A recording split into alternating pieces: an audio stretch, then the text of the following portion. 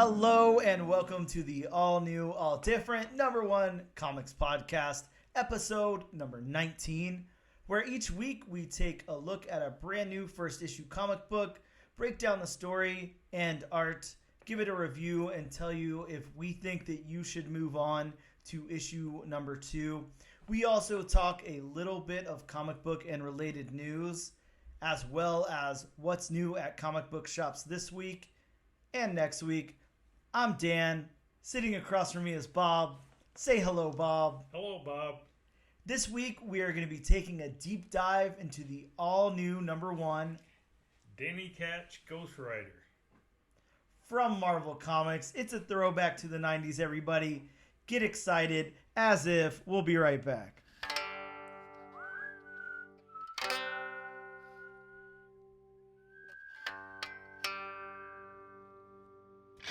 And we are back with the all-new, all-different number one comics podcast, episode number 19. Bob, we're here to talk about some news. Yes, just a little bit. Really just a little bit. But big news, I guess, even though it's a small amount of news, the size of the news is very large, if that makes any sense whatsoever. It makes sense to me, everybody else who knows. Yeah, sure. Let's talk about... Okay, I'm going to go ahead and give the disclaimer before we talk about it. Spoiler alert, huge spoiler alert. If you want to stay spoiler free on actual print comic books and especially Amazing Spider-Man, then go ahead and tune out for, I'm going to say, 3 minutes. You've been warned. Yes.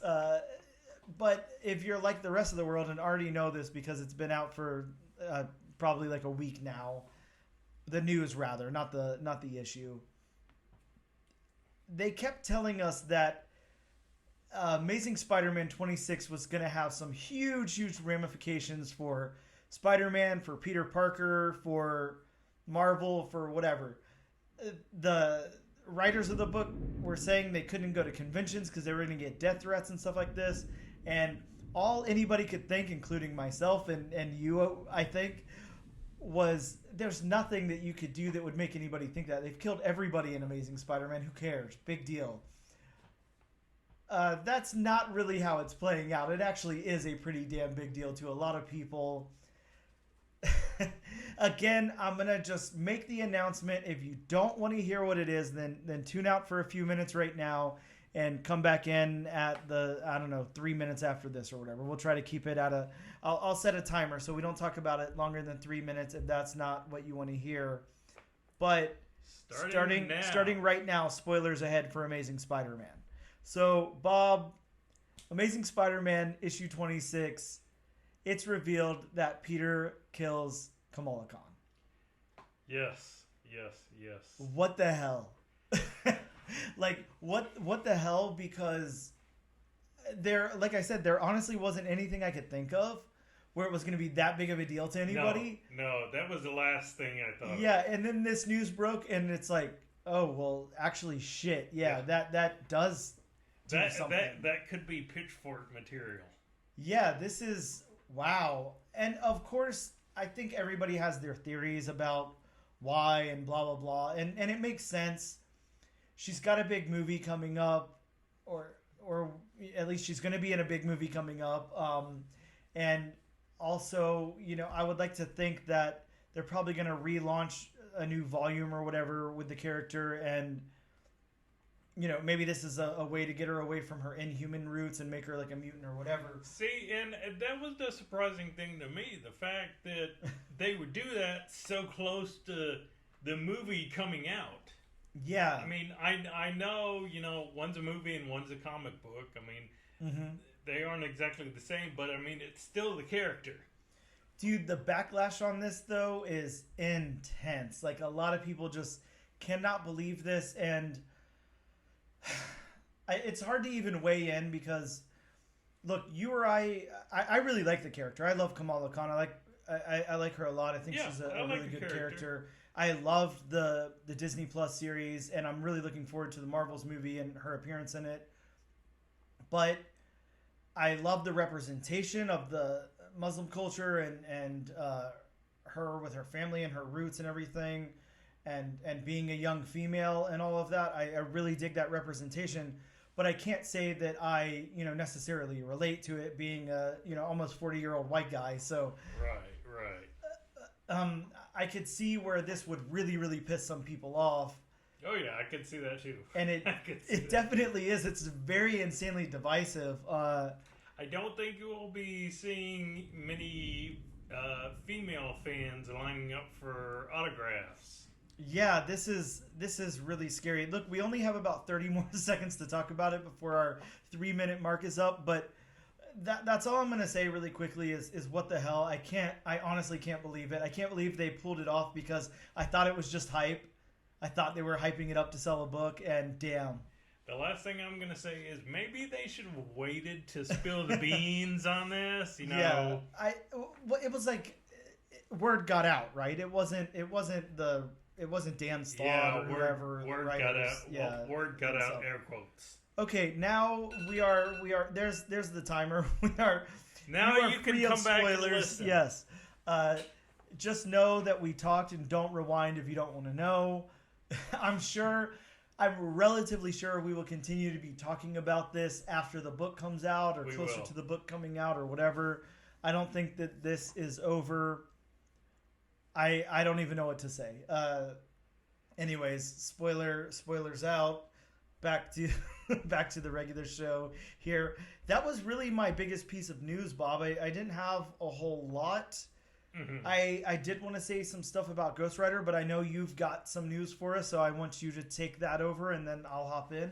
Yeah, I've just got a couple of tidbits. So, coming out of Deadpool 3 casting, Yukio and Negasonic Teenage Warhead are going to return for the third installment, which they were a really good part of the last one, and Negasonic was a really good part of the first one. Yeah, I would definitely say that's an absolute fan favorite. A lot of people love that character. I liked the character too. It was good.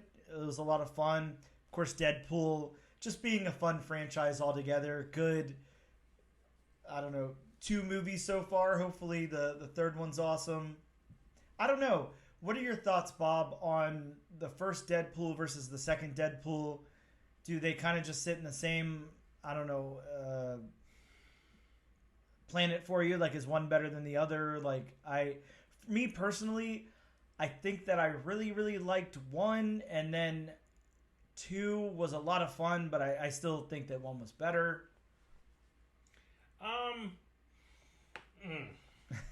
I don't know. To me, I kind of, lump them different. I always lump origin stories in differently than, established, we know what happened. Yeah, makes sense. It's just a continuation of character. But, I did like, of course, I like the introduction of Cable. Sure. Cable was great. Yeah, very good. I liked, of course, there were a lot of, Thanos jokes and DC jokes, and I enjoyed that. I enjoyed, actually seeing Juggernaut again on a big screen. And that was, yeah. Not just Vinnie Jones and a Conan the Barbarian ripoff outfit. Yeah. So, I don't know. Personally, I think I liked Deadpool 1 better also. Okay. Not to say, Deadpool 2 wasn't, enjoyable, especially with the whole, family, kind of themes to it. Yep. Yeah, and I think moving forward, going to this Deadpool Part 3, they're investing a lot into it. There's a lot going on here. Of course, we know a lot about... There are going to be a lot of characters in this movie. Yeah, pretty much everybody from Deadpool 2 is returning. Yeah, this is going to be cool. I can't see any way that this is not a big hit for whoever... What is it? Still Fox that owns the rights to Deadpool? Is that what... I think at this point everything's, Disney, since Disney owns Fox. True. That's right. They do own Fox. So, yeah, I mean, Fox might own, the rights to Deadpool, but, Disney owns the rights to Fox. Yeah, so basically Disney is just its own empire right now. True. Well, I got no problem with that. What about do you think there's any chance that you see The Simpsons pop up in the Deadpool 3? Is there any way for that? I'm expecting to see Al Bundy. I love that. Sorry, I was taking a sip of a drink and trying not to spit it everywhere as you said that. So, yeah, Al Bundy would be great. Look, we did have a Married with Children Marvel comic from the... what was that? That was from the 80s, right? Early 90s? Something like that. Marvel did a comic on everything. Yeah, sure. I actually have in the show notes here, and I'll give you an opportunity to guess where it might come up.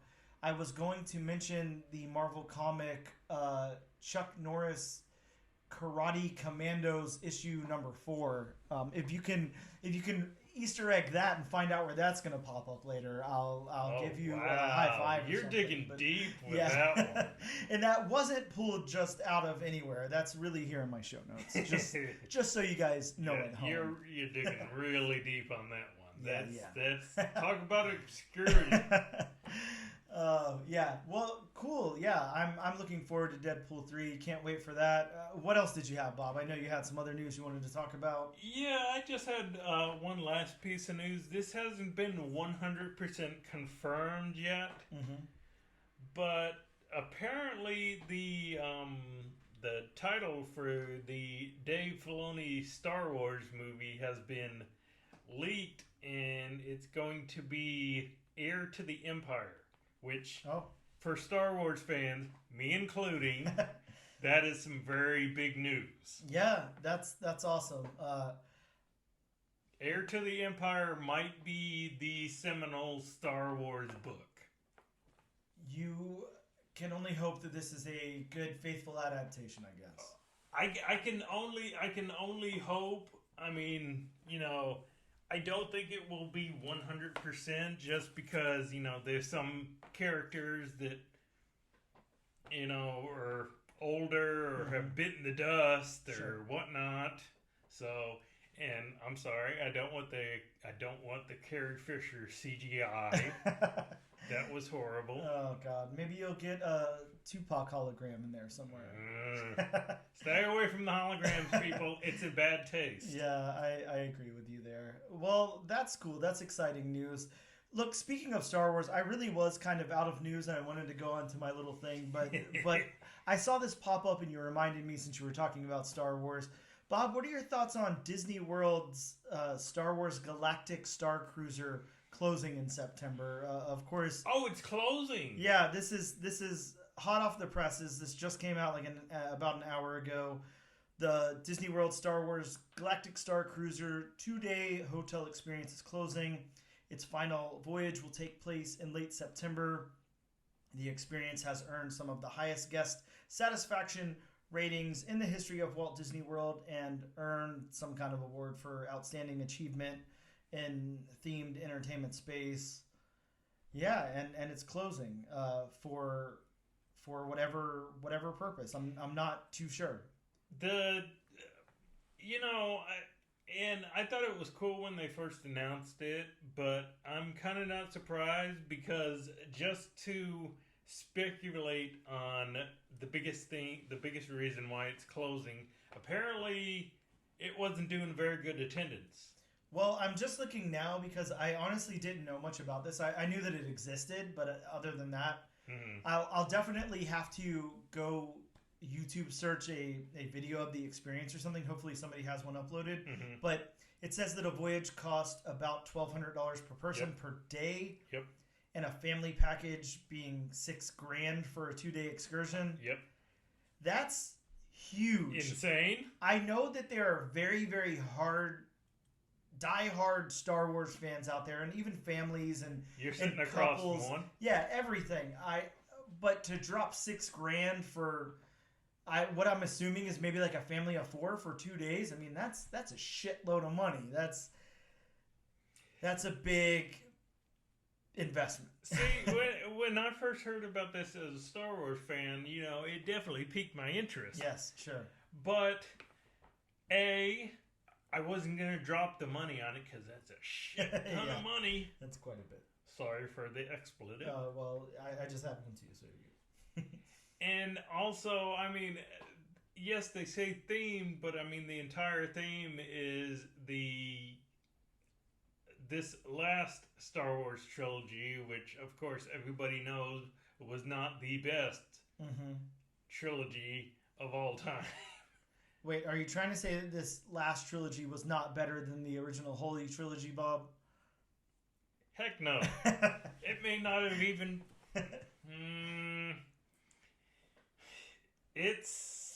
I'd probably put the prequel trilogy a little bit ahead of this. not by much. So. Yeah, I can agree with you there. It does say here, I'm reading from, I don't know, some news website. No point in crediting them, but that it was for fans looking for the ultimate Star Wars experience. 2-day jaunt includes a hotel room, all food and drink except alcoholic and specialty beverages. So you don't get to have that cool, like, what was it, like the blue milk or green milk or what's that cool drink that they had? Some kind of colored milk there. I can't remember off the top of my head. Blue milk would be included because it's non-alcoholic. But it's a specialty drink, right? Yeah, so I'm thinking more like they're including Sprite or something and not cool blue milk. Who knows? We are talking about Star Wars, so blue milk may be the most common drink you can get. True. And then a day trip to the Hollywood Studios Park and a magic band and a valet service drop-off. I don't know. I mean, does it sound that cool?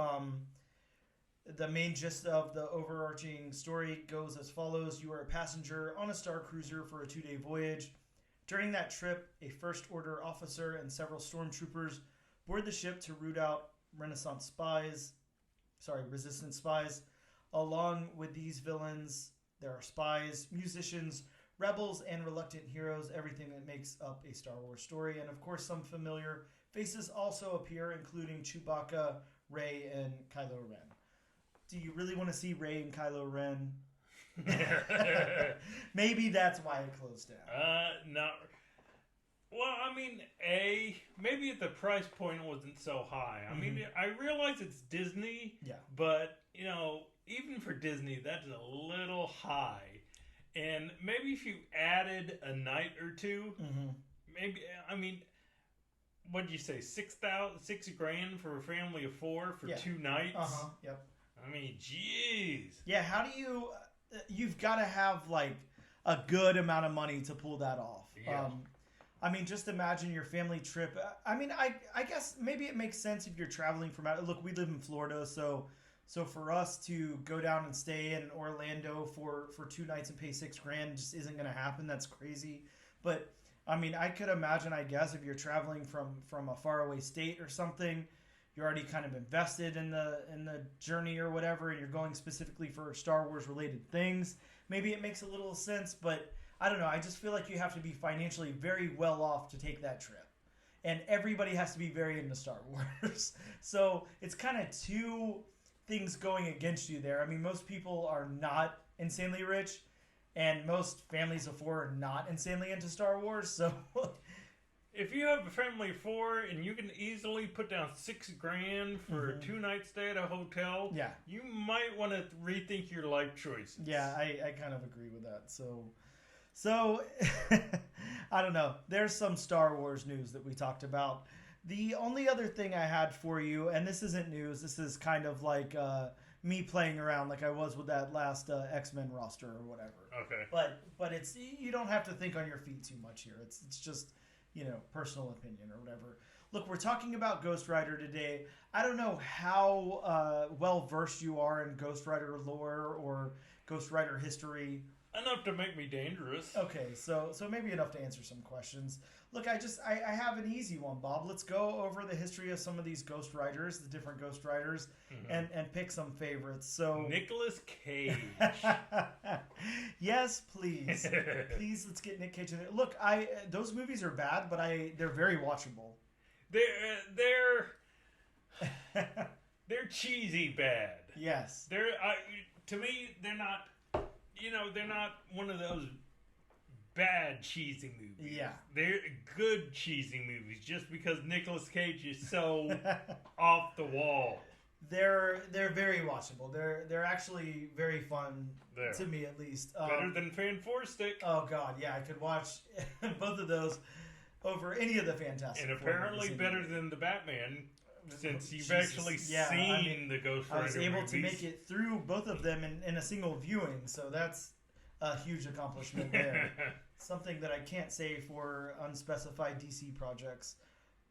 So, look, we've got the 1 million BC Ghost Rider, kind of the origin of all Ghost Riders. That is so cool. The Yeah, Ghost Rider and the flaming woolly mammoth. Yeah, that's a cool Ghost Rider. That's a cool little story there. I love that origin story. Really, really awesome Ghost Rider. We've got Hellhawk. Not familiar with Hellhawk. Okay. Well, we'll go into some history with some of these. Now, this one, Kashala, is that how I'm supposed to say that? Kashala, I think. The Spirit Kashala. Rider, you know. Yes. I mean, yes. that's a cool Ghost Rider. I really, really like that Ghost Rider. Of course, we have the very famous Johnny Blaze. I'm sure you're familiar with him. No, who's he? I don't know. I think Volume 2 Ghost Rider is how I'm going to say Johnny Blaze. We've got the Phantom Rider, a.k.a. Volume 1 Ghost Rider. That cool guy with the horse, and he's dressed in all white with the hat. Doesn't he have a cape? Yeah, he's got a cape and like a... What's that? Like a cowboy hat. I mean, how can you be a Ghost Rider with a cape? I don't know. And a horse? I mean, he's not like a real Ghost Rider. He doesn't flame on and everything. Well, now you're just crossing over. Well, I try. You know, it's hard to be me. We've got Danny Ketch, who I don't know who you're most familiar with. I think anytime I think Ghost Rider, I automatically go to Johnny Blaze. But Danny Ketch, of course, is the most I've ever read of Ghost Rider was all Danny Ketch. You know, honestly, and this is just personal. I'm actually more associated with Robbie Reyes. Wow. Okay. Well, yeah, he was coming up next, or not next, but yeah, Robbie Reyes. Okay. Yeah, perfect. Alejandra Jones, newer kind of Ghost Rider there. No. How about Ghost Rider 2099? Come on. I know that you've got some history with the 2099. Yeah. I love all the 2099ers. They're in a league of their own, and they're wonderful. All 90s all the time. We've got Cosmic Ghost Rider, a newer Ghost Rider. How can you not know Cosmic Ghost Rider? Yeah, we even covered Cosmic Ghost Rider. So, yeah. We've got... both Cosmic Ghost Riders. Yeah, true. Now, here's one that I really like a lot. I don't know if you remember this one or not. This was a... what was that imprint called? Amglam? Amaglam? Oh, Amalgam. Why do I always want to say it wrong? Why do I always want to say it like completely wrong? Amalgam, yeah, sorry. Because words are hard. For me, absolutely. So we had Speed Demon, who was a Ghost Rider and Wally West team up. That's I mean, how can you get much better than that? No, that's seriously one of the coolest conceptions in all time. I really, really like that one a lot. And how about Ghost Hammer? Do you remember the what was it called? Infinity Warps storylines that were coming out a few years ago? Ghost Hammer. Yeah. Yes. Man, just some awesome Ghost Riders throughout Marvel history there. I actually enjoyed the one, and what was it, from the last volume where Johnny Blaze is... Was it the last volume where Johnny Blaze was the King of Hell? Yeah. And you had all those Ghost Riders for the race between Robbie Reyes and... Correct me if I'm wrong, because I do not know his name, but... it's the...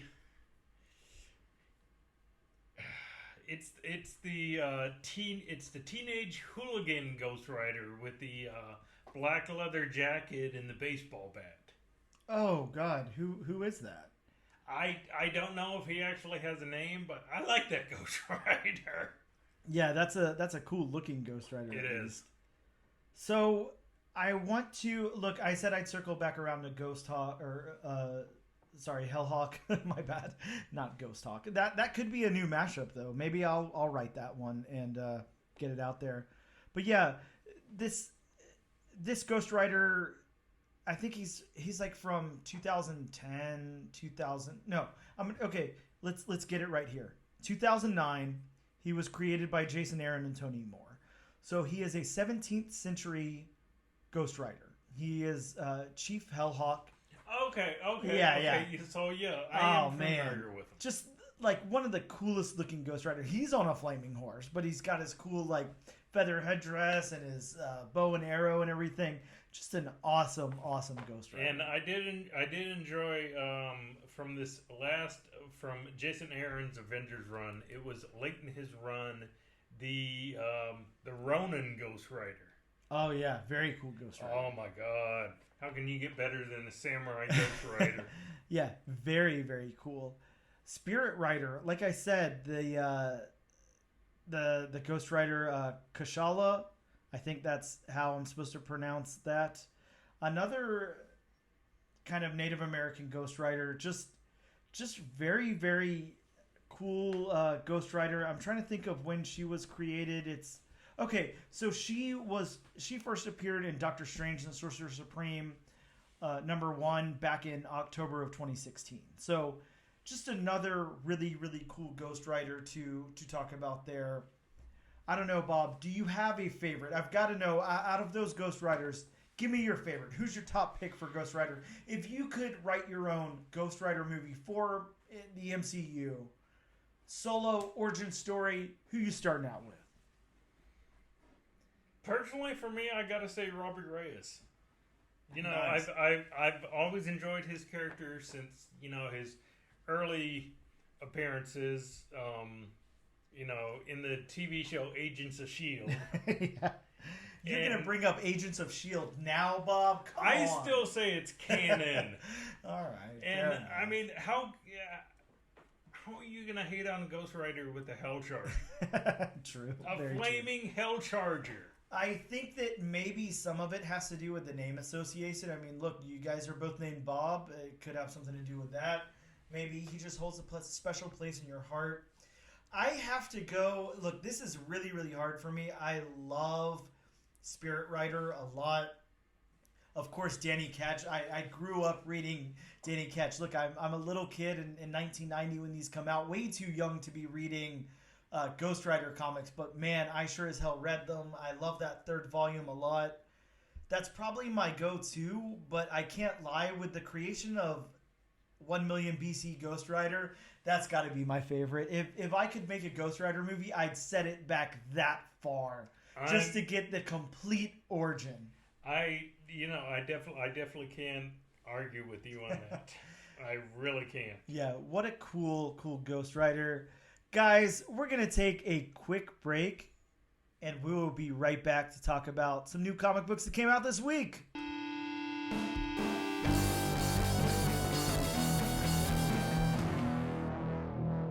We are back. Bob, let's talk about some new comic books that dropped in shops as well as digitally this week.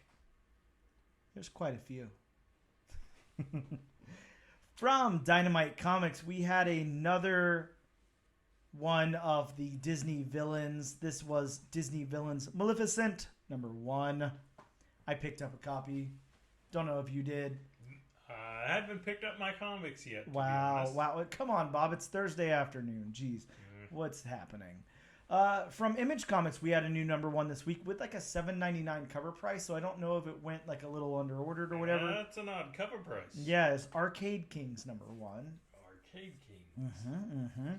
Now, before I get into DC Comics, because my God, there's quite a few #1s and notable. Any Lazarus Planet? No, there's none this time, but we are at the primer of a new DC event, so we got some free comics that came out for that. Are they rebooting their universe again? I think they are, actually, because I do know that Wonder Woman's starting back at #1 after issue 800. This week was $7.99, so yeah. I thought they were in the process of soft rebooting their universe with this Dawn of DC. Yeah, who the hell knows what's going on? Well, yeah, that's what this is a Dawn of DC. Oh, okay. But either way, from DC Comics, we had Batman Superman World's Finest, issue #15. I didn't really get why that was significant, but I will gather that information as I sit here and press for time and say nonsense into the microphone. This is the first full appearance of Ultramorpho, one of Bob's favorites, and first cameo appearance of New Mazo. New Mazo. So it's just a Mazo, but new. It's new. Come on, Bob. It's not just a Mazo. It's new Mazo. Just add an X and make them cool. Yeah, well, X Mazo. I like that title, actually. Or X Mazo X. That's like a good throwback to the early 2000s, screen names or something for AOL. Or just go the entire Deus S Mazo. Yeah, I like that too. Yeah, speaking of screen names, did I ever tell you when I was, I don't know, I must have been like right out of high school, my AOL Instant Messenger screen name was XXX Skywalker Jedi XXX. Don't ask me why. Okay, I won't because I was about to. Yeah, there's not much of a reason, but that was my screen name.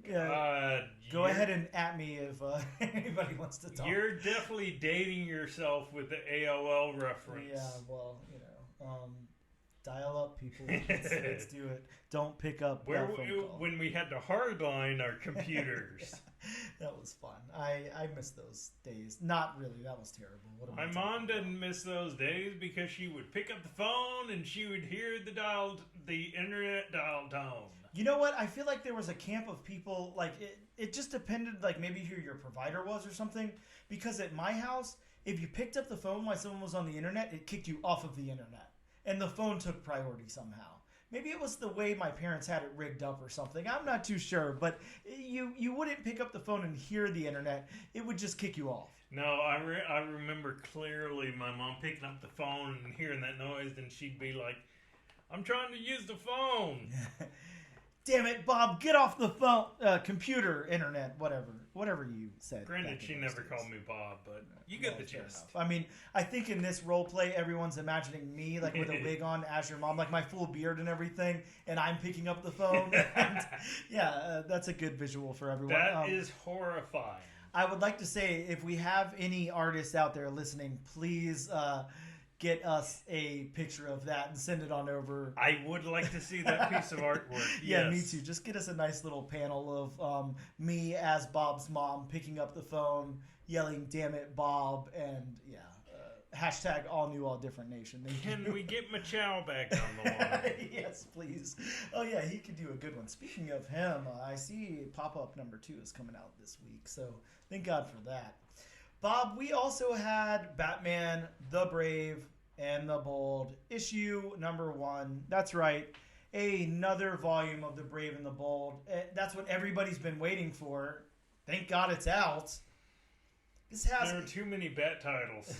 What? This has anthology of stories, including a 4-part retelling of the first fight between, you guessed it, Batman and who? Condiment King. The Joker. That's right. Batman and the Joker. Their first fight. I really thought it was Condiment King. I wish. And it has a manga-inspired futuristic Batman story, which introduces Dick Grayson and Jason Todd as brothers, but with different last names. Aren't they Why don't they keep them as just storyline brothers? I don't know, but because it makes more sense to do that, I guess. Okay. We also had there's a new Cyborg series out. It actually looks pretty cool. I picked up my copy, excited to check that one out, but I have not yet, so I don't know too much about it. I just know the art looks a little different, and that looks pretty cool. We had the aforementioned Dawn of DC Primer, number 1. And this has a first full appearance of Peace Wrecker. Peace Wrecker? Yeah, Peace Wrecker.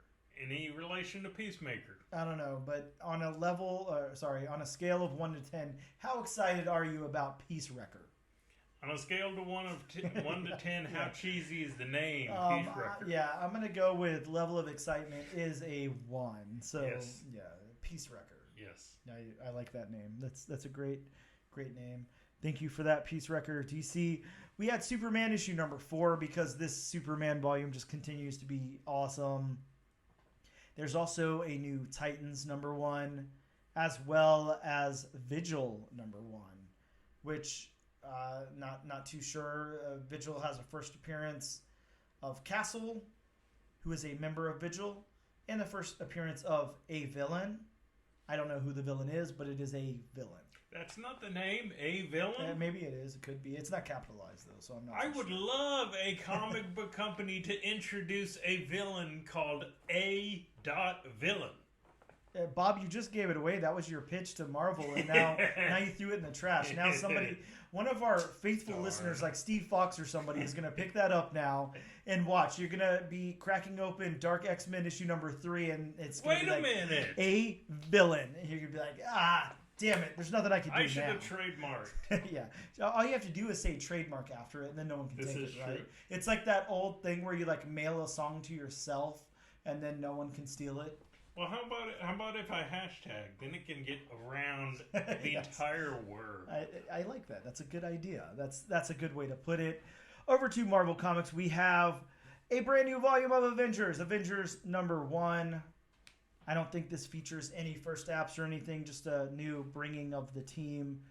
We have Fantastic Four issue number 7 or 700, whichever you care to number it at. If you care about legacy numbering. Who does, Like, I feel like the only people that care about that are the publishers. I do too, because every time I read Avengers, I'm like, this is Avengers number 5, not Avengers 695.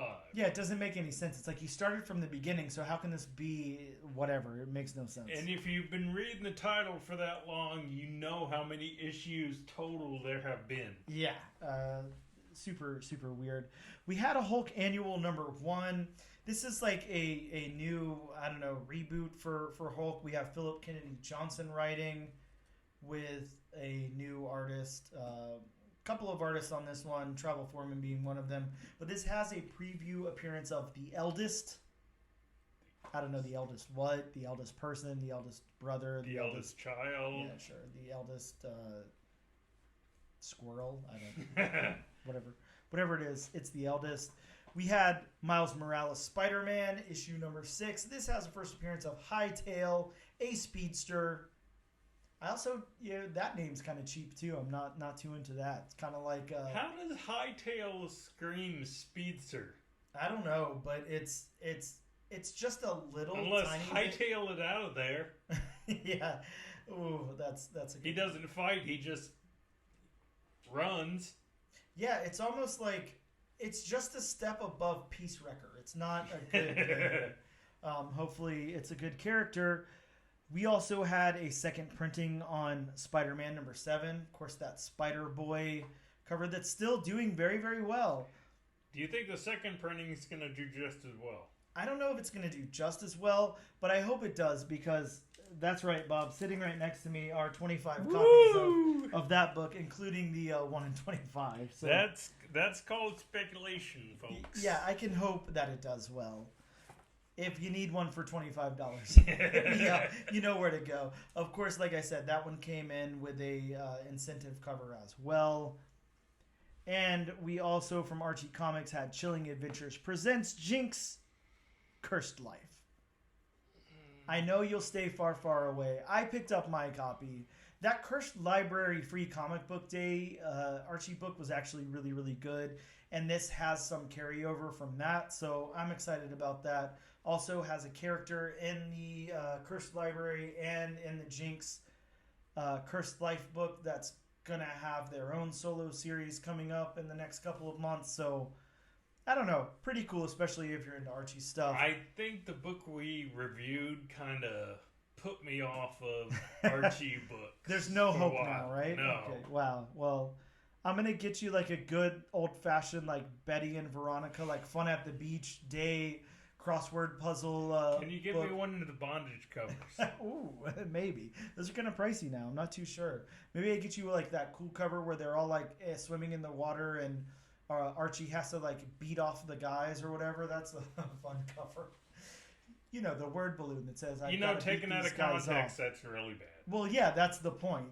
I think that. Oh, that was actually in the word bubble. Yeah, it was on the cover of the book. Yeah. Oh wow, I'm not familiar with that one. Yeah, I'll have to pull that one up and show it to you. We're gonna take a quick break while I show Bob this awesome Archie cover. We'll be right back.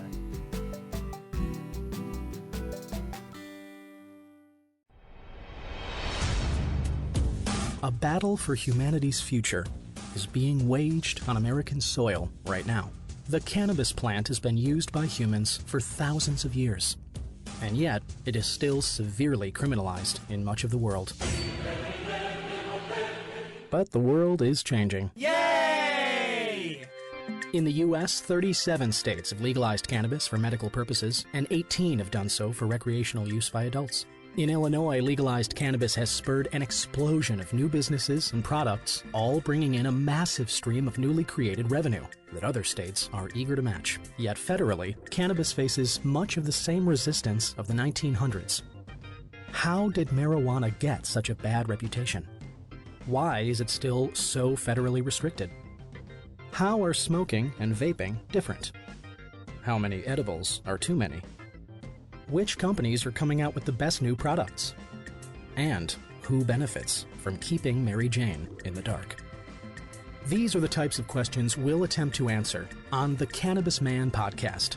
A thorough look at all things cannabis, from its history to its explosion in states that have legalized it. So look out for the Cannabis Man podcast, coming soon wherever you get your podcasts. We are back with episode number 19 of the all-new, all-different #1 comics podcast, here to talk about our new #1 comic book this week, issue #1 of Marvel Comics, Danny Ketch, Ghost Rider. Bob, I'm kind of excited for this one. This one's kind of fun. Spoiler alert. Definitely a throwback to the 90s. Yeah, it's a fun book. It is. We should have had a 90s themed show, and I should have written down a whole bunch of catchphrases that were all that in a bag of chips, but I can't think of any, so talk to the hand. Do you have any parachute pants? I'm actually wearing some underneath these if you want to see. I'll get those out in a minute. Yes, and we're recording this on a boombox. Ooh, good one. I like boomboxes. Those are fun. I'm going to pull out my Sony Walkman and go over Marvel's solicit for this book. It reads, Danny Ketch is back! And I yelled it because it's all in capital letters from their website. Flashback to a time when innocent blood was spilled, a spirit of vengeance was born, and Danny Ketch found himself transformed into the Ghost Rider. One of them, at least. Yeah. A gang war is breaking out across New York City with Ghost Rider caught in the middle. But if it's just rival gangs killing each other, does Ghost Rider need to get involved? ? Join us for an untold tale written by Danny Ketch, co-creator Howard Mackie, and artist Danielle. Nope, I can't speak anybody's name. Artist Daniel, you would think I'd be able to say my own name correctly when read, but Daniel, come on, Bob, you got to back me up here. Starts with a P, P-I-C. Picciotto. Picciotto? All right. That's what I'm saying. We'll go with that. I covered a lot of ground by stalling there, but yeah, by that artist. Who, by the way, I did reach out to via Instagram and email to try to get him to come guest on the show and talk about the book with us. I've not heard back from him yet, but look, I know you're listening, Daniel. Everyone in the comic book community is, so, get on the show. What can I say? Let's talk about this book with you. I want to talk about the creators for a second. Let's talk about Howard Mackie. He starts out his career in comics in 1984 as an assistant editor, and then begins writing comics at Marvel with Air Raiders. You remember that book, Air Raiders? Vaguely. Yeah, it was like, we neither one of us was born yet when it was coming out, I don't think. But when did it come out? I don't know, like 80, maybe we were, 86, 89, something like that. Oh, yeah. I was at least 4, so I was not versed. Oh, so you were definitely reading Air Raiders. That makes sense, yeah. I don't think my reading was at a great level. I don't know, Bob. I think you could have pulled it off. I heard you were a prodigy. Anyways, he also, spoiler alert, no, not spoiler, Easter egg alert, wrote Chuck Norris Karate Commanders issue number 4. So that's why you brought it up. Come on, I was hoping you'd catch that before I brought it up, but whatever. He, of course, then created Danny Ketch Ghost Rider in 1990 and wrote the series from issue number 1 to issue number 69. You're supposed to yell nice like Borat or something there. Maybe I'll throw in a cheesy sound effect. He was also the writer on the Spider-Man clone saga for Web of Spider-Man and various Spider titles, as well as Volume 2 of Amazing Spider-Man and Peter Parker Spider-Man. He I don't know, he started those, both issue number 1 of Volume 2 of both of those Spider-Man series. He did X Factor and Mutant X as well. You remember Mutant X? He did that long running book. Mutant X, I do not remember. Did he do the original X Factor? No, yeah, towards the end, yeah. Mm-hmm. Yeah, in the like 140s or something like that, I believe. So the late X Factor. Yeah, very late, yeah. Some other notable titles include Blaze, Legacy of Blood, The Brotherhood, that Gambit mini-series 1 through 4. On Volume 1 and 2, he did Venom, Knights of Vengeance, and Separation Anxiety, and also a Rogue mini-series. And he did the Ravagers 1 through 7 for DC. So he poked in for a second at DC and was like, nah, I'm out. Let me go back to Marvel.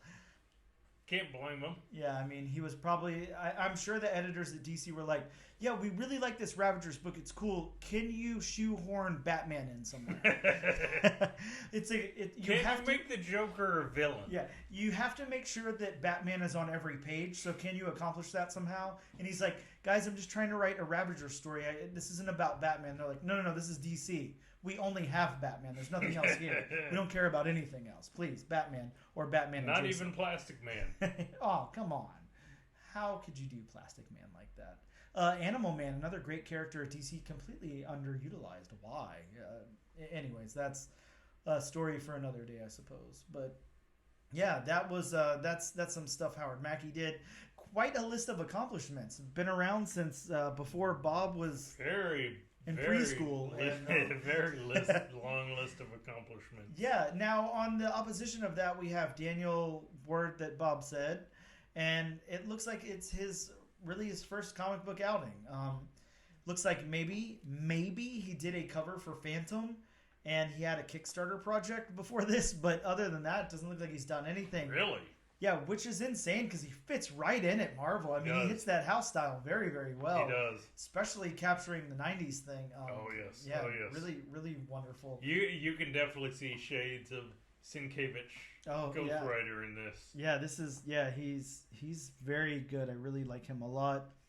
Spoiler alert for our breakdown, but I'm going to read my synopsis really quick, and then we will get into our breakdown. Danny Ketch, Ghost Rider #1, opens with a cemetery in Cypress Hills years ago. We see many inflamed bodies laying around, and then cut to Danny as Ghost Rider battling a huge dude on fire. They fight a little, and then Ghost Rider uses his penance stare and he becomes a not huge guy on fire. And then he tells Danny he doesn't know who did this to him. I see you laughing in the corner, Bob. That's hold your applause till the end, is all I can say. The police, including Danny's GF, Stacy, surround him and begin shooting as Ghost Rider takes off. Next, we meet the broker as he tells his master he's sorry he failed him. His master tells him that he wants Ghost Rider for some unspecified reason that he doesn't know, but he's drawn to him. Flashback to Danny first turning into Ghost Rider. Danny notices a scratch on the Medallion of Power. Then we cut to the broker offering his deal to two guys who just got beat up in an alleyway. Danny and Johnny Blaze then meet up and provide a whole bunch of dialogue-heavy 90s 2 pages. We then see a two-headed monster the broker created as it seeks out Jimmy Six, the dude that beat them up in the alleyway. Danny's medallion won't light up until some innocent bystanders are threatened, and then Stacy comes and covers them. We see an awesome, and like when I say awesome, I mean just this blew my mind, full page of Danny transforming into Ghost Rider. So effing cool. Really, really stand out. And then Danny and Johnny team up to take the monster down. It's not quite working until Danny breaks his chains in half and uses Hellfire along with the penance stare, and the monster transforms back to two separate men. The broker then brings the two men to his master, who is shown with missing fingers, and his servants have missing arms, and he presumably eats the two men, I'm guessing. We then see the cemetery from years earlier, and Caretaker goes to hide away the medallion and motorcycle, but notices a piece missing from the medallion as the master from before reaches in for it and says, "Yum." Man, and that is just... Whew. Bob, let's get into this story. Please, let's talk about the large dude on fire. Yeah, I was hoping that he had like a cool name or something. It reminded me of a flaming red Hulk. Yeah, absolutely. I was thinking the same thing at first. I was like, is this like a Hulk character that we're supposed to know, or a Hulk adjacent character? But no, it's someone who's like kind of like, I don't know, turned from the broker or whatever. Mm-hmm. Very, very interesting there. So these story beats. Look, this... I definitely won't say convoluted, but when I tell you that this is the epitome of reading a Marvel comic from the 1990s, this is the epitome of reading a Marvel comic book from the 1990s. It goes from opening up with some action and then giving a little bit of a villain origin, or maybe not even villain, but some small stakes villains, and then goes into our hero's origin, and then goes into a cool team up, and then goes into a little bit of trouble with a defeat, and then an easy defeat, and then leaves you on like a crazy cliffhanger. This is just... Howard Mackie wrote this book. That's what I can say. If you've read Volume 3 Ghost Rider, you know what I'm talking about. But yeah, these beats are cool. It's such a cool throwback. I really love it a lot. I think that a lot of times we can forget how great some things used to be. And of course, we move forward and stories take, I don't know, so long to unfold now. And there's so many, I don't know, it doesn't make sense if you don't read the next book, or you didn't read 2 books before it or whatever. You can hop in and out of this thing and be fine. This issue 1 just dives headfirst. Yeah, absolutely. And I'm really, really, spoiler alert, excited to read issue number 2. But if you wanted to just hop in and hop out, you could have yourself a great time and not care, and it doesn't matter. The only thing about the story beats, and this is definitely an old school, trend, which... during the 90s and early 2000s is probably when I was out of comics, mm-hmm. so I didn't read them as near as much. Mm-hmm. But the whole, in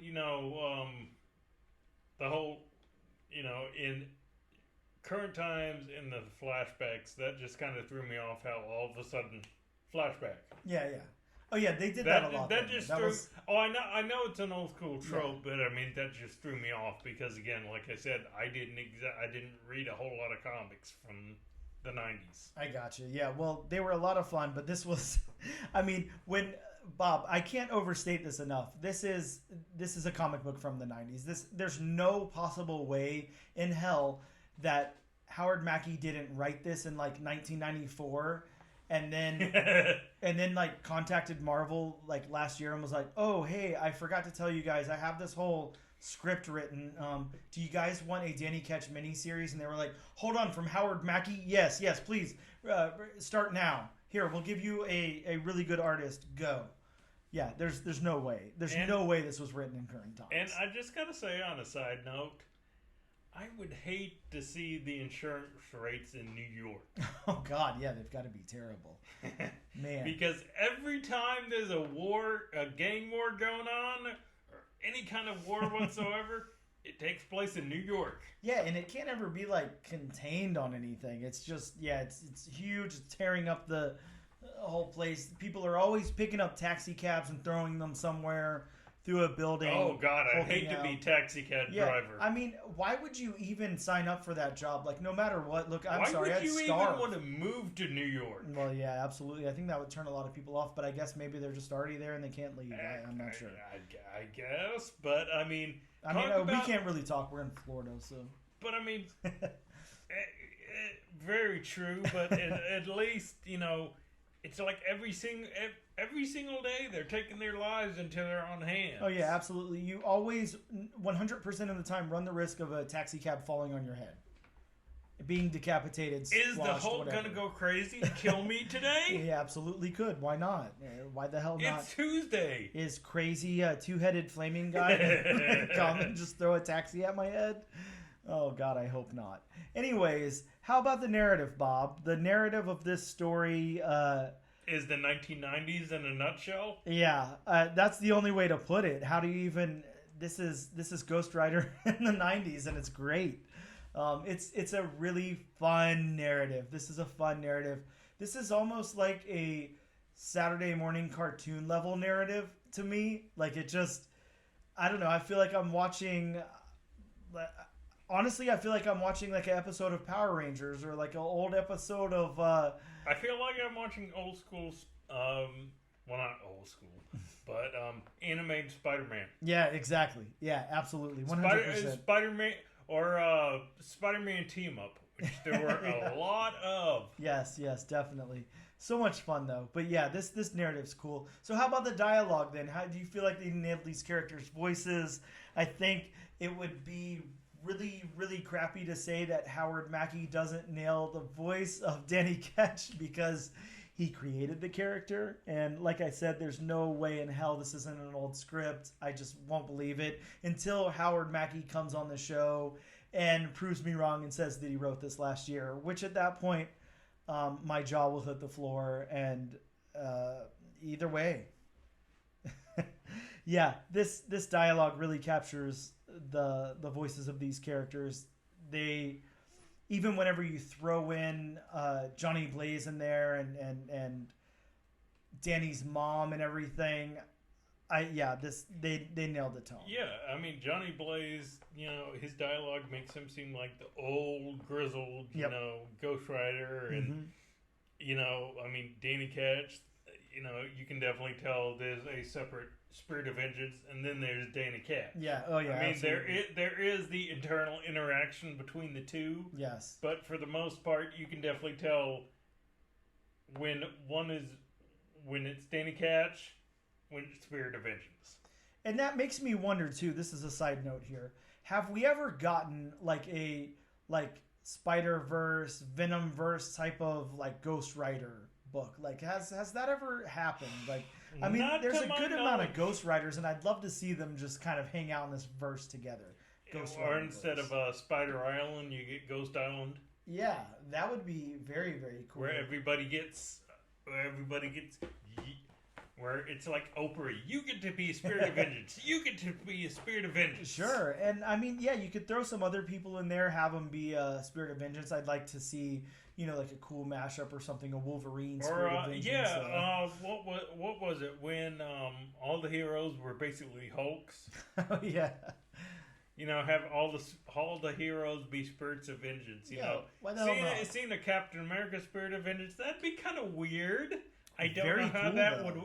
It'd be very cool, flaming shield. Sure. But I don't know how that would work, considering the character of Steve Rogers. Yeah, I mean, we got Cap Wolf, whatever. I'm sure we could figure it out. But I mean, Spirit of Vengeance is definitely on the opposite end of the spectrum from Steve Rogers. Moral compass wise, I guess is what we're saying. Yeah, moral compass wise. Well, fair enough. I mean, we had like a Red Sun Superman, so why not? This is true. I guess you could do a what if, right? What if all the heroes became Ghost Rider? Sure. Everybody has a pen and stare. I like it. So, how about the world building then, Bob? Again, we're talking. This is. We're talking about the streets of New York. Yeah, this is Marvel New York City in the 1990s. That's all it is. Yes. This could be said at any time, but this is obviously the 1990s. It has to be. If they tell me now that this is 2023, I don't know. I don't know what to think, but it's very. I love the world building here. Again, I love everything about the story so far. It's very good. It's very fun. It's very campy, and it's very, very 90s, and it's very. But it's good camp. Oh yeah. It's not like those just the parodies. Mm-hmm. It's not like just a parody of the 90s. That's the thing that I really like about it, and I'm glad that you point that out too, because Yeah, a lot of times it's that self-aware parody type of thing or whatever, and this is not that. This just like fits in perfectly. You could put down, I guess, issue number 69 of Volume 3 of Ghost Rider, and then pick this up right after it, and it would work. Like, why, you don't feel any different. Works perfectly, and there's no callbacks or anything. They're not doing like lame callbacks. They're not doing anything other than just saying like, hey, here's this Danny Ketch Ghost Rider story, and I really, really like that a lot. Not even calling any attention to it, so it's very cool. You would think maybe the artist or something would be shoehorning in, I don't know, like weird things from the 90s, like in the background or something, maybe like a Blind Melon cassette tape or something, but they're not doing that. So yeah, I really, really like that a lot. I like how this was taken seriously and it was done very well, and the world building really, really makes sense. Oh yeah, because it could have definitely gone the other way around. Absolutely. Let's get into the art then. We have this new artist, Daniel something.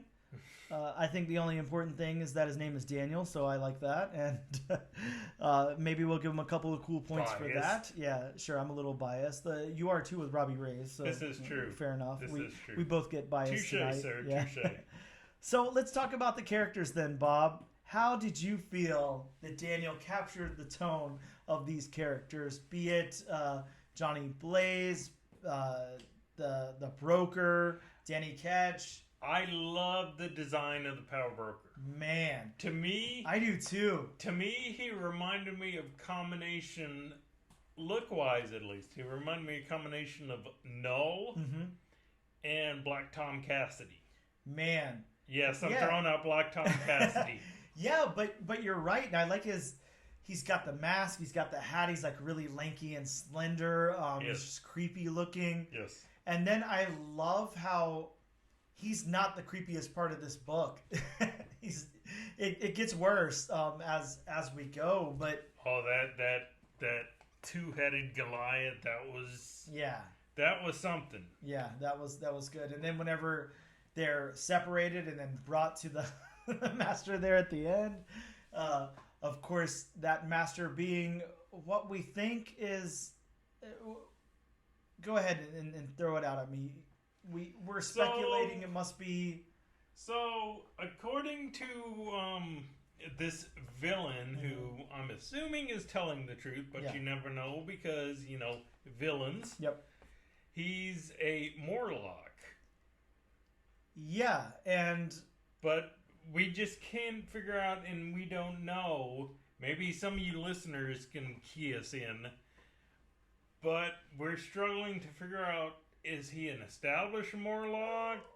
Was he, part of the massacre? Yeah, was this an existing character? Yes. Is this a new character? I feel lame for not knowing, but I don't know for a fact. I'm going to go ahead and say I feel like he was created for this book and just an expansion on a Morlock or whatever. Them as a group of people or whatever. But I like this character. He is creepy as hell. He is... You see that he's missing those fingers, and he talks back about, how he had some weird things happen as a child or whatever. And of course, I'm assuming at least that he's got this undying urge for human flesh, and he gnawed off some of his fingers. I don't know if maybe there's something else to that. I love the character though. I love how those servants next to him with the plates and everything are missing arms or lower parts of their arms. Just what is going on here? And then he's got the blood around his mouth, and then we cut to him talking about this insatiable urge to feed, and then we cut. Well, and to me, that whole thing, him saying that, it makes him sound like he's a psychic vampire. Uh-huh. You know how he's talking about feeding off a part of the violence? Yep. Mm-hmm. And he may be eating the flesh, but to me, they make him seem more like the psychic vampire, where he feeds off of, emotions. I'm going to go ahead and throw out there that I think he's both. I think he's Possibly. I think he is, and I think he's also eating people.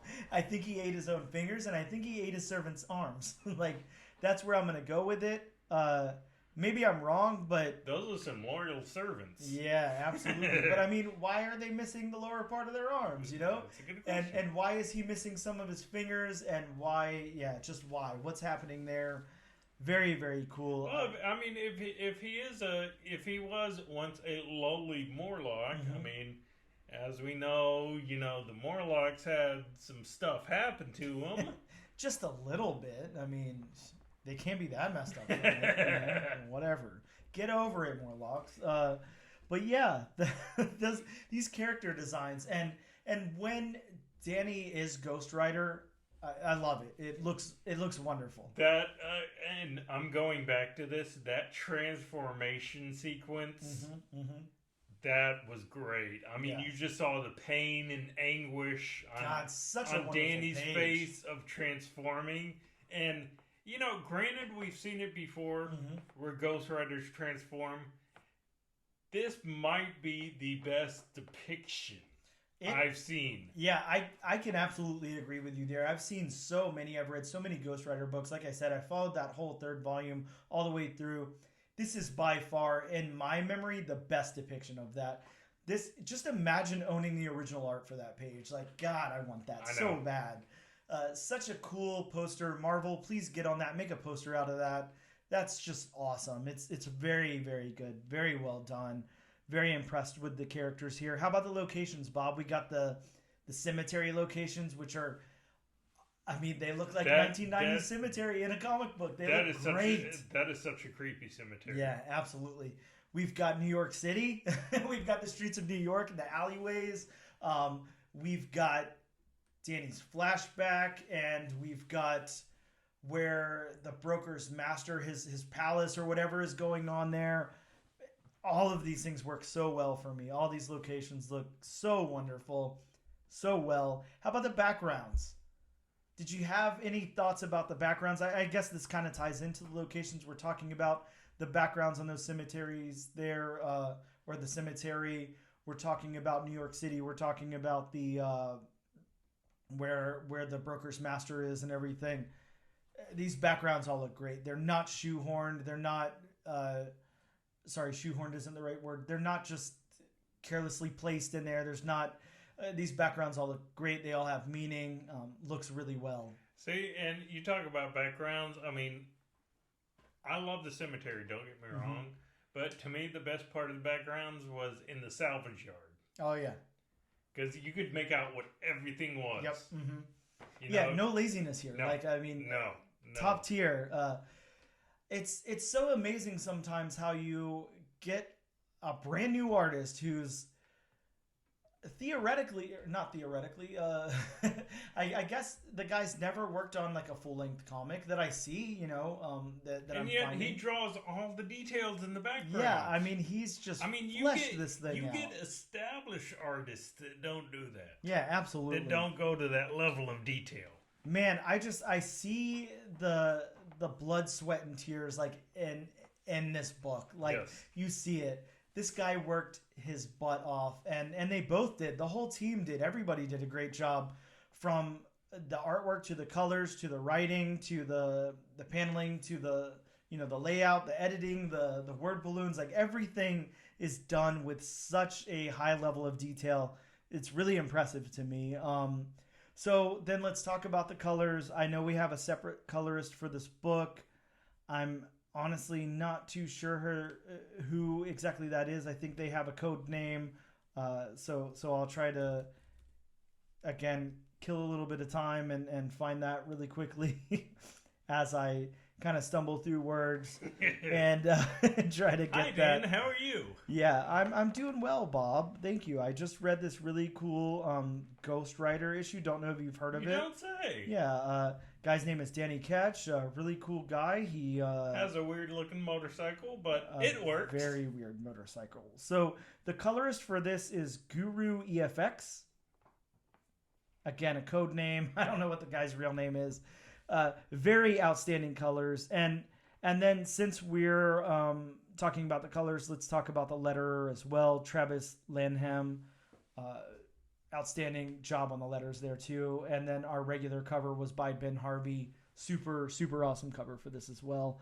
But yeah, the colors in this book, they pop, man. They look like and they look like 1993 all over again. Absolutely. Yeah. And let me. Who did you say the letterer was? Travis Lanham. Yes.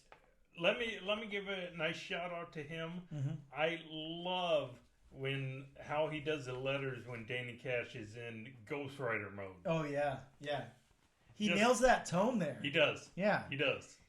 It's got to be really hard to invoke like a certain tone or certain voice based on the style of your letters. And whenever a letterer can pull that off, that's so awesome.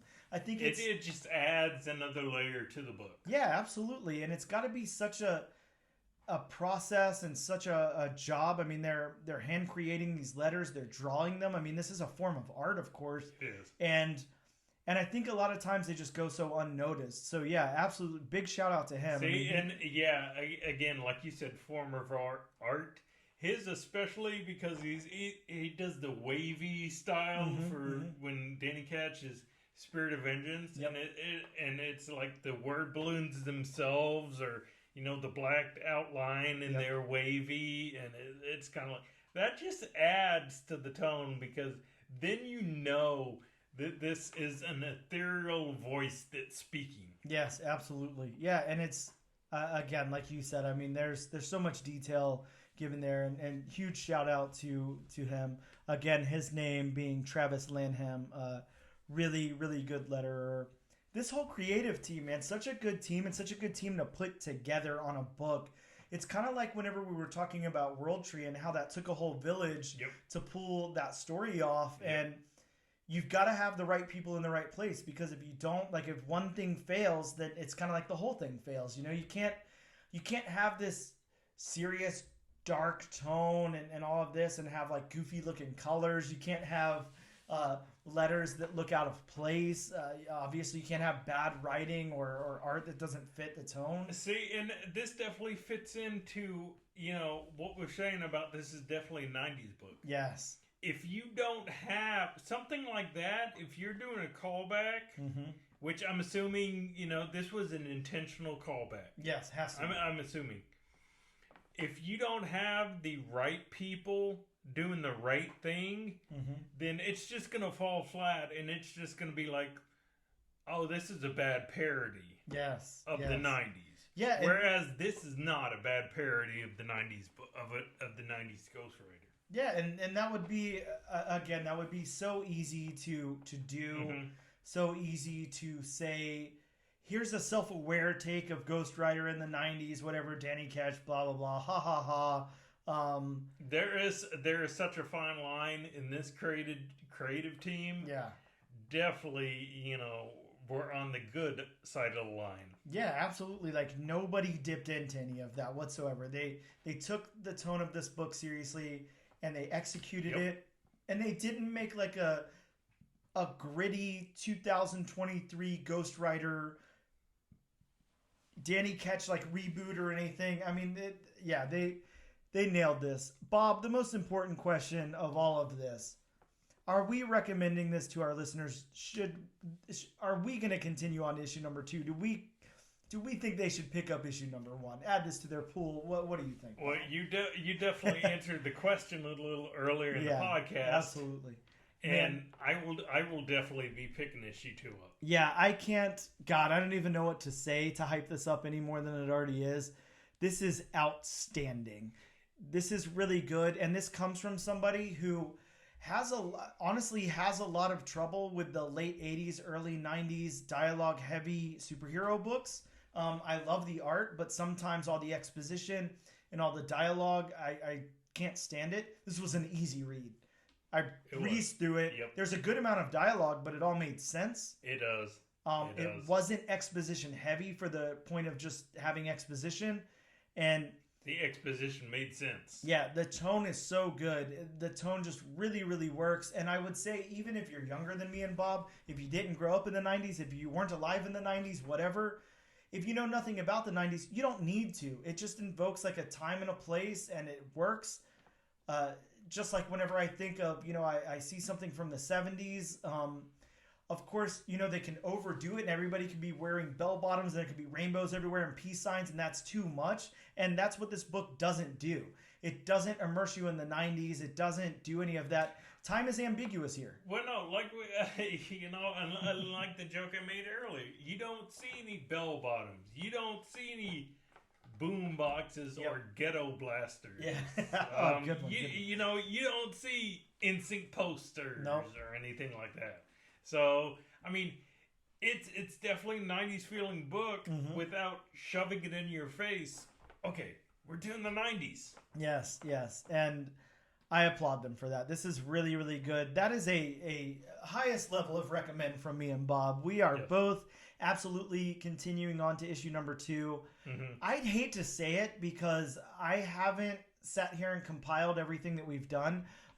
Hint, maybe we'll have a future episode. Maybe on our 20 episode anniversary, we'll do that and kind of rank these things. Maybe something like that would be cool. But at least for right now, the highest level of recommend. Absolutely. You need to check this out. Marvel is not paying me, but I wish they were, because this is a damn good book and you need to add it to your pool. I'm kind of sad because I think it's only a 5-part mini. And oh, really? I think so. Oh. But God, such a missed opportunity. Hopefully it's like that Poison Ivy book where it just flies off the stands and everybody loves it and they just turn it into an ongoing, because it is so good. And I want to know so much more about the broker and the master and everything. I do too. I don't want it to sum up in 5 issues. I want this to go on for 69 issues and just go on forever, because it's Make it so a maxi much series, fun. Marvel. Yeah, please get on this. It's so good. You have such a good team here. I'm going to shut up about this book right now. We're going to take a quick break and we'll be right back.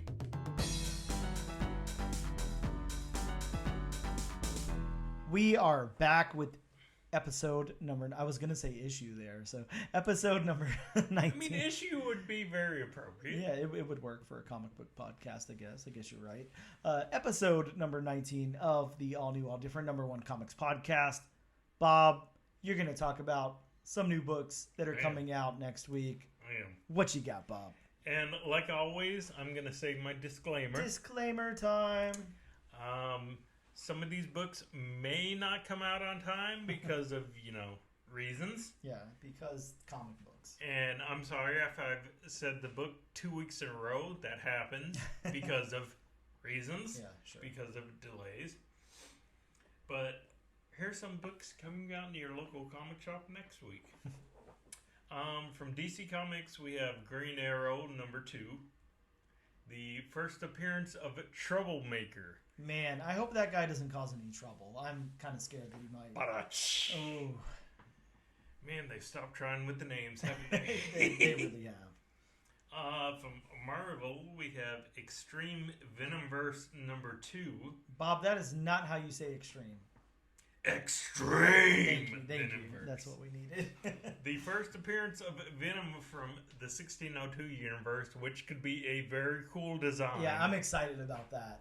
Very excited. And we're also getting a first appearance of LMV. Now, what could that stand for?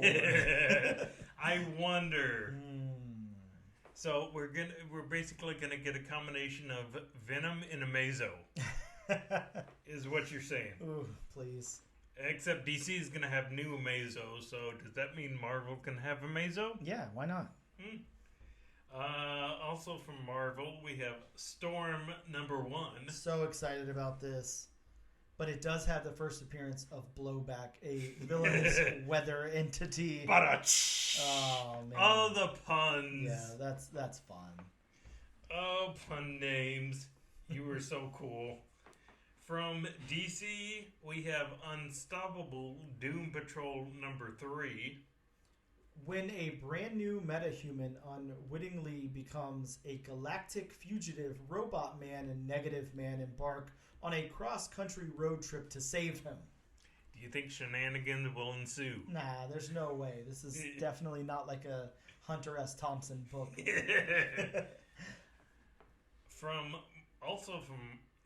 Going back to Marvel, I'm sorry. again, words are hard.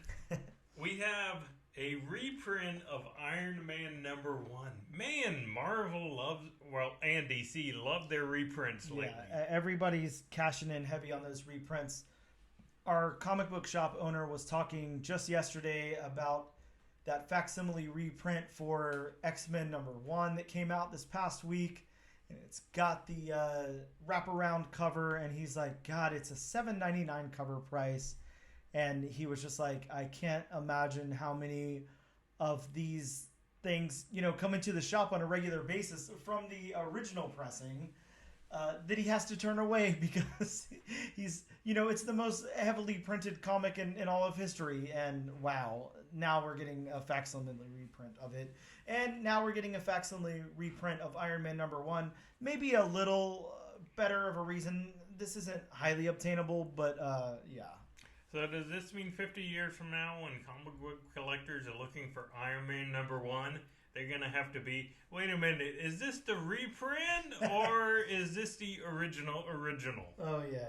Wait, which reprint is this is probably what they're going to say. That is true, because when you start factoring in the books with golden record reprints. Oh, man, those are nice. Yeah, I like the golden records. Never had one, but I think they're cool ideas coming with the record. Then from Marvel, we're getting Fury #1. Nick Fury Jr. targeted by a new foe using the name Scorpio. Not Rufio, kids. Well, if you know who Rufio is, I'm dating myself. I'm sorry. If you get it, you get it. This is true. Then from Marvel, we're getting a Daredevil and Echo team up with Daredevil and Echo #1, a 4-issue limited series. Would this be the same 4-issue limited series with Daredevil and Echo teaming up to hunt down Demo Goblin? I thought it was more fun to say Demo Goblin. Yeah, but then you're getting into Stranger Things territory. True. Yeah, you're right. From IDW, we might be getting one of the most I'd say most random, but then again, IDW is known for their very random verses. We're getting Teenage Mutant Ninja Turtles versus Street Fighter #1, and let me say, this is one of the coolest covers I've seen. Yeah, this is definitely a cool cover. This is a 5-issue crossover series that pits the two popular franchises against one another in a tournament. You have Guile and Raphael against each other. Come on now. Yeah, doesn't get much cooler than that. Speaking of the 90s. Oh, that definitely evokes the 90s. Yes. From Dynamite, you have Vampirella versus Superpowers #1. The first appearance of Dynamite. Man, that's again with the names here. Dyna/Might. Yes. Oh, the puns. I like that. From DC, we're getting City Boy #1. Origin of City Boy, how he received his powers. Not familiar with City Boy. Yeah, I mean, it's got his origin there, though, at least. And finally, from IDW, we're getting Teenage Mutant Ninja Turtles: The Last Ronin Lost Day Special #1. How many Lost Ronin things can we get from this? Look, it's fun, it's fine, it's whatever, but... It's the new Lazarus Planet. Yeah, why can't it just be Teenage Mutant Ninja Turtles Last Ronin 1, 2, 3, 4, 5, 6, 7, 8, 9, 10, 11, 12, 13, 14, 15? Like, why can't we just have an ongoing series? Why all these weird tie-ins? It's amazing how some of this stuff just starts out with the base model, so to speak. Yeah. And then it just, all of a sudden seemed like it morphs into all these spin-offs and #1s and such. Damn, man, it's morphin' time.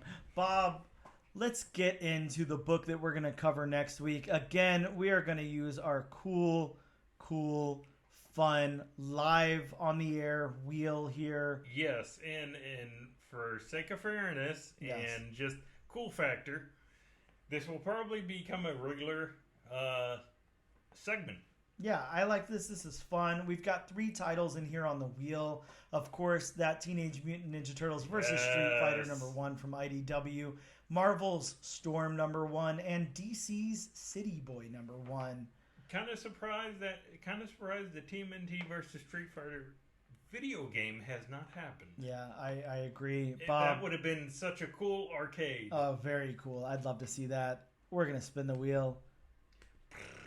Here we go. I don't think it picked up the cool sound effects last time, though, sadly. I thought it was going to. Wow, Bob. We got City Boy. We're going back to DC. Okay, I'll get familiar with City Boy. Yeah, we're going to find out who City Boy is and what City Boy has going on in our next episode. In our special anniversary episode. Yes. Episode 20th number 20. Episode. Bob, it's been real. It's been fun. It's been real fun. But it's time to say goodbye, Bob. Goodbye, Bob. As always, be sure to use our hashtag AllNewAllDifferentNation to be entered in our weekly giveaway. And check us out on Instagram at ANAD_1 Comics Podcast, on Twitter at ANADNO Comic Pod, on TikTok at ANAD1 Comics Pod, and on YouTube at the Comic Book Channel. Thank you guys so much, and we'll see you next week.